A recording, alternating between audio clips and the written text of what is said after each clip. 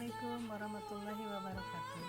Perkenalkan, nama saya Bunda Lilis Nurhayati dari Kober Anugerah Melati. Siap menerima tantangan literasi numerasi PPLKB Kabupaten Bandung bulan Juni.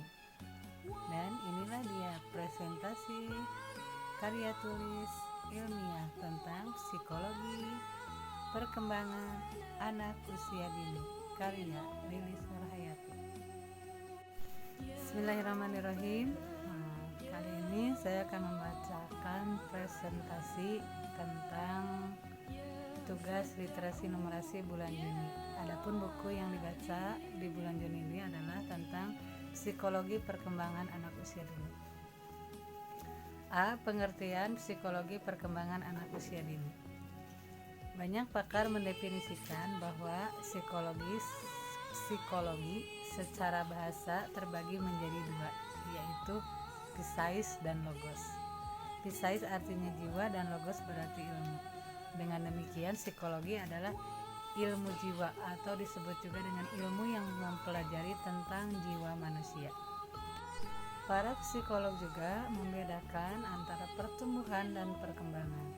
Pertumbuhan merujuk kepada perubahan khusus secara fisik, sedangkan perkembangan berkaitan dengan organisme sebagai keseluruhan.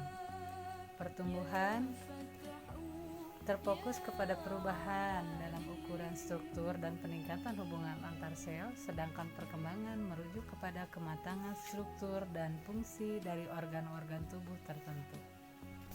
Perkembangan sendiri mencakup ke dalam beberapa aspek, diantaranya perkembangan fisik, perkembangan moral, perkembangan sosial, emosi, dan juga perkembangan kognitif. Namun beberapa ahli mengembangkan menjadi aspek-aspek perkembangan yang lebih rinci. Aspek perkembangan ini tidak dapat terlepas dari pertumbuhan yang mendukung proses perkembangan di dalam aspek dan tubuh manusia berkembang secara optimal. Berdasarkan berbagai penjelasan di atas, dapat disimpulkan bahwa psikologi perkembangan anak usia dini adalah ilmu pengetahuan yang mengkaji dan meneliti proses perkembangan mental, perilaku, dan fisik anak antara usia 0 sampai 8 tahun. B. Ruang lingkup psikologi perkembangan anak usia dini. Perkembangan anak usia dini ini mencakup berbagai aspek. Secara umum, perkembangan anak usia dini mencakup perkembangan fisik, sosial, emosi, dan kognitif. Shatruch mengatakan perkembangan anak usia dini mencakup aspek perkembangan fisik, kognitif, sosial emosional, konteks sosial, moral, bahasa, identitas diri, dan gender. Kyle dan Rises menjelaskan bahwa ruang lingkup perkembangan anak usia dini mencakup perkembangan kemandirian, moral, sosial, bahasa, fisik, dan kognitif. C. Sejarah dan studi modern tentang anak usia dini. Pada zaman dahulu, anak dipandang sebagai miniatur orang dewasa, sehingga diperlakukan sebagai orang dewasa dengan fisik yang lebih kecil. Seiring berjalannya waktu, terjadinya beberapa aliran filsafat yang mengutarakan tentang perkembangan anak usia dini, antara lain empirisme, nativisme, dan naturalisme. Salah satu tokoh aliran empirisme menyebutkan bahwa anak dilahirkan dengan tanpa potensi apapun, hanya sebagai papan kosong atau tabula rasa, sehingga perkembangan sepenuhnya dipengaruhi oleh faktor lingkungan pendidikan. Dan tokoh aliran ini adalah John Locke. Sedangkan menurut Schopenhauer, keberanian dan kebaikan diturunkan dari orang tua. Demikian, sikap penakut diwarisi dari orang tua yang penakut. Dia menyebutkan pendapatnya dengan argumen Heditas yang bersifat mekanistis. Schopenhauer meyakini kecerdasan diwarisi dari ibu dan karakter kepribadian diwarisi oleh ayah. D. Proses dan periode perkembangan. Setiap manusia mengalami proses perkembangan yang berlangsung seumur hidup. Namun, perkembangan tersebut tidak persis sama antara satu individu dengan individu lainnya. Meskipun dalam beberapa hal ada kesamaan perkembangan di antara individu. Setiap orang mengalami perkembangan, termasuk para tokoh-tokoh besar atau orang-orang yang tidak terkenal. Manusia memulai hidupnya sejak menjadi janin, menjadi bayi, anak-anak, remaja, dan tua. Maka itulah proses dan periode perkembangan. Masalah perkembangan. 1. Faktor bawaan nature dan bimbingan nurture. Faktor bawaan digagas para pengikut teori nativisme yang memandang anak berkembang sesuai dengan potensi bawaannya. Para tokoh penggagas teori ini antara lain Schopenhauer, Leibniz, Immanuel Kant, Chomsky, dan Pinker. Menurut Leibniz, monads yang secara umum artinya ide telah dibawa manusia sejak lahir. Leibniz meyakini bahwa ada kekuatan yang telah membuat program segala perbuatan yang akan dilakukan seseorang. Dari kata monad muncullah istilah monistik, sebuah teori dalam psikologi agama yang menyatakan bahwa agama berasal dari sebuah kebutuhan. 2. Kesinambungan dan ketidaksinambungan. Perkembangan terjadi secara berkesinambungan, tetapi juga kadang-kadang terjadi tidak berkesinambungan. Para penganut aliran nature selalu memandang perkembangan sebagai proses bertahap dan berkelanjutan. Misalnya, mereka mengatakan anak-anak telah mampu berjalan dan mendapat kesempatan belajar berjalan. Tentu akan mampu berlari sebagai konsekuensi dari kemampuan berjalan yang telah dimilikinya. Perkembangan terjadi secara kualitatif, terus bertambah dan berkembang. 3. Pengalaman masa dini dan masa lanjut.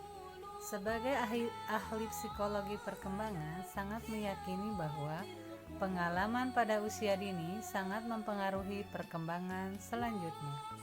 Mereka yang sukses pada awal-awal kehidupan tentu akan mengalami pengalaman yang lebih baik pada masa selanjutnya. Pendapat ini didukung oleh banyak ahli, di antaranya Erik Erikson yang menyatakan bahwa pengalaman sosial emosional pada usia dini akan menentukan perkembangan sosial emosional pada usia berikutnya. Dalam kata lain, ketika anak usia dini merasa bahagia, maka kebahagiaan itu akan berkelanjutan di masa anak yang akan datang. F. Metode penelitian perkembangan anak usia dini.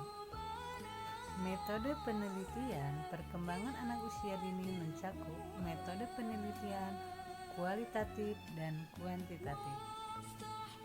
Metode penelitian kualitatif yang dapat digunakan dalam pengumpulan data perkembangan anak usia dini antara lain observasi, wawancara, dan studi dokumen.